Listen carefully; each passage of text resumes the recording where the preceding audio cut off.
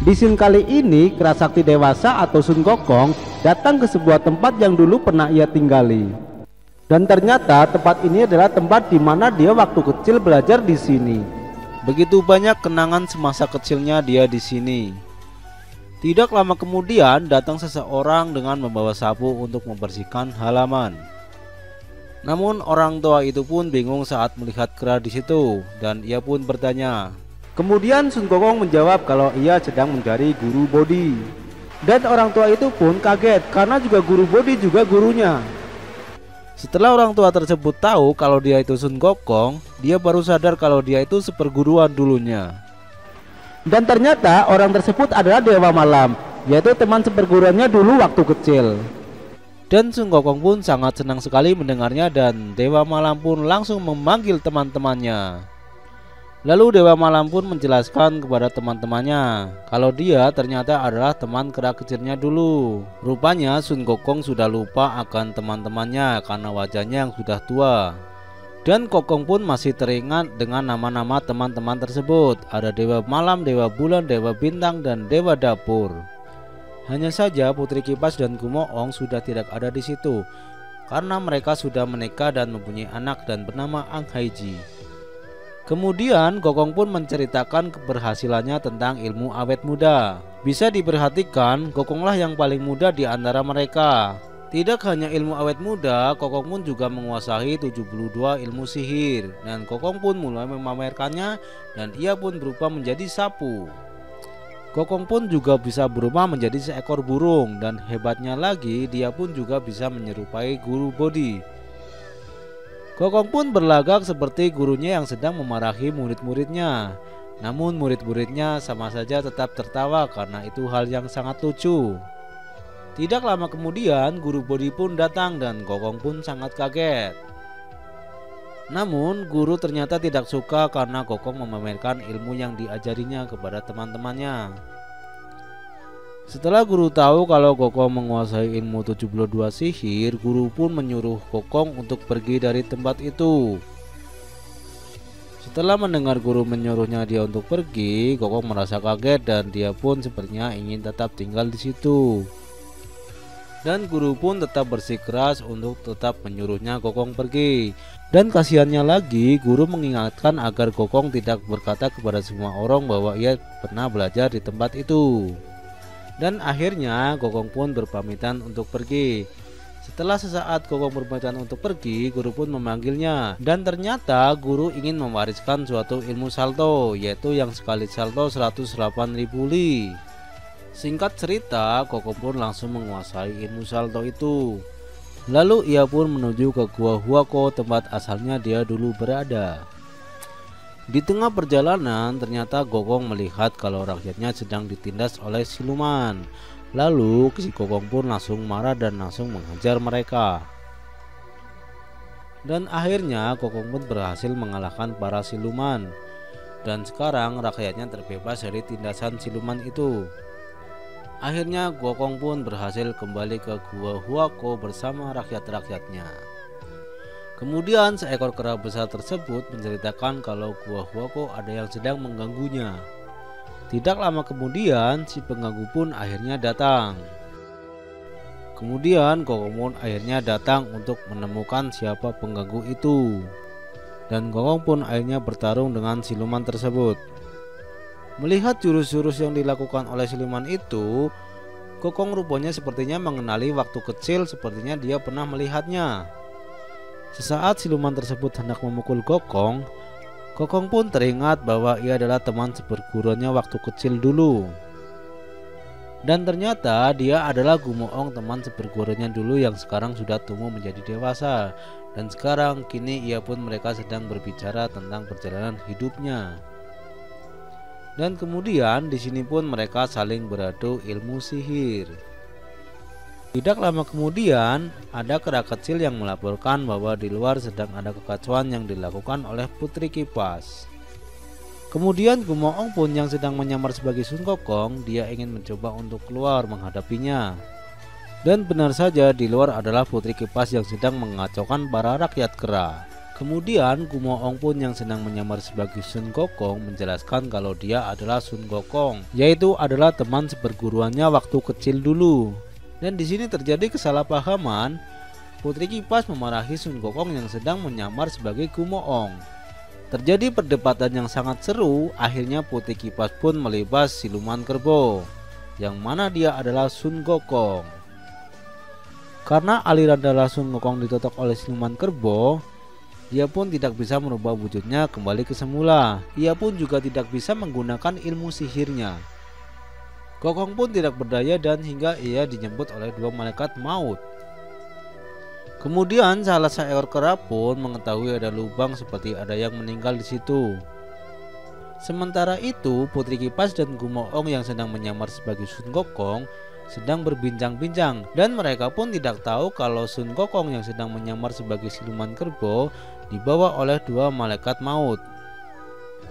Kemudian salah seekor kera dewasa melaporkan kejadian tersebut kalau Gumoong dibawa dua malaikat maut. Dan saat itu juga mereka baru menyadarinya kalau Sun Gokong telah dibawa oleh dua malaikat maut.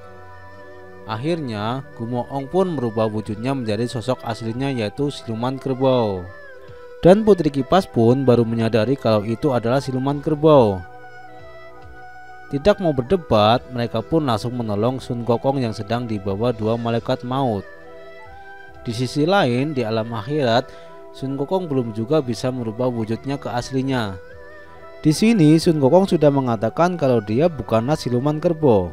Namun tetap saja Raja Akhirat tidak percaya kalau dia adalah Sun Gokong.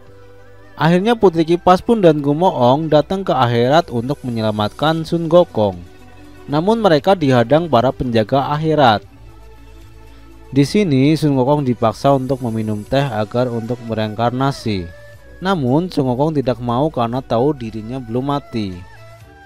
Kemudian Sun Gokong pun melawan, namun dia tetap saja kalah karena dia tidak mempunyai kekuatan. Kemudian Putri Kipas pun berhasil mengipas para penjaga alam akhirat yang sedang menghalanginya. Kemudian mereka pun berubah menjadi kodok untuk mengelabuhi para penjaga tersebut.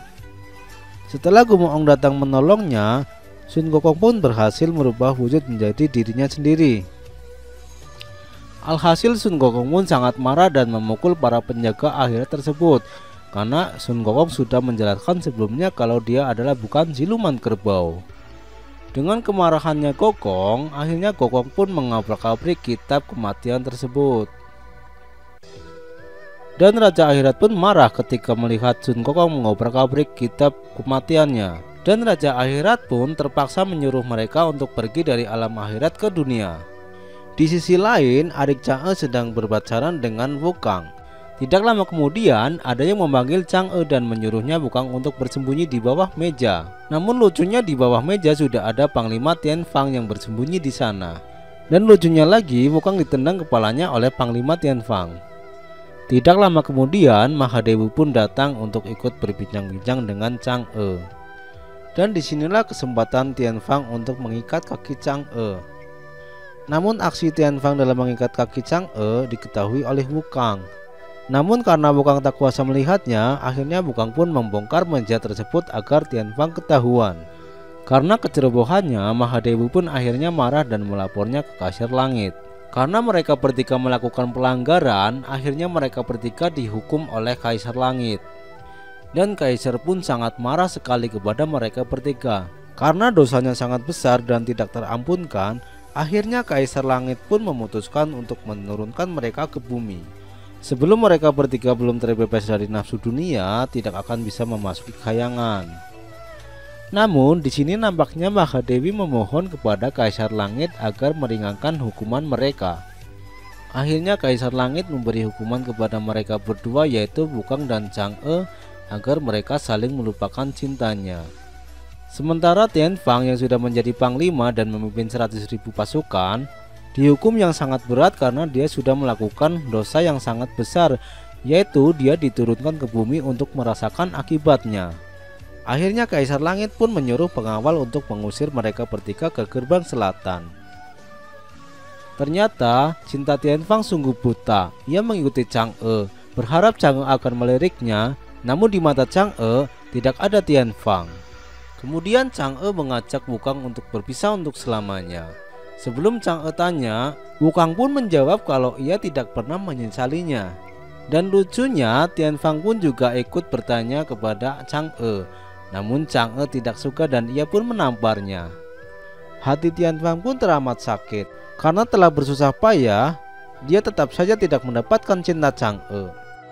Sekarang ini Tianfang pun bertambah sakit setelah melihat Chang'e dan Wukong pergi menuju bulan. Dan akhirnya Tianfang pun menangis dengan mengucapkan kata legendnya, yaitu dari dulu cinta selalu begini, penderitaannya tiada akhir. Dan ia pun memeluk pengawal hingga pengawal menendang bokong Tianfang hingga Tianfang terjun ke bumi dan terjadilah reinkarnasi yang pertama. Dan Tianfang pun sekarang menjadi bayi laki-laki yang digendong dua perempuan cantik.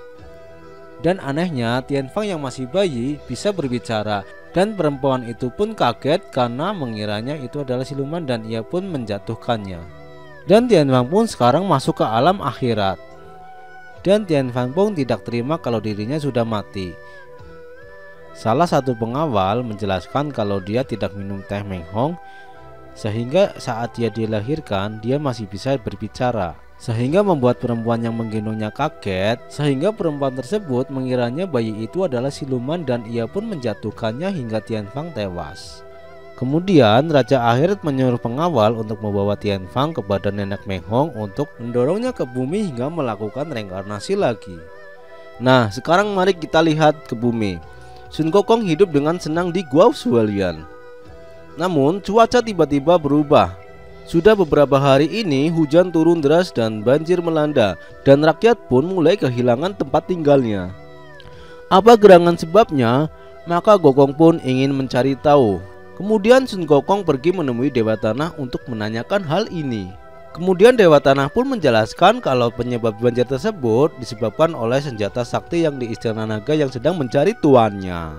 Di Istana Naga sebelah timur ada jarum baja yang bernama Tai. Mendengar jarum baja tersebut sangat sakti dan ingin mencari tuannya, Gokong pun makin penasaran dan ingin mengambil jarum tersebut dan juga ingin menyelamatkan rakyatnya dari mara bahaya bencana. Tanpa pikir panjang, Gokong pun langsung pergi ke Istana Naga Laut Timur. Sekian cerita Kerasakti 1 episode 3 dan nantikan episode selanjutnya.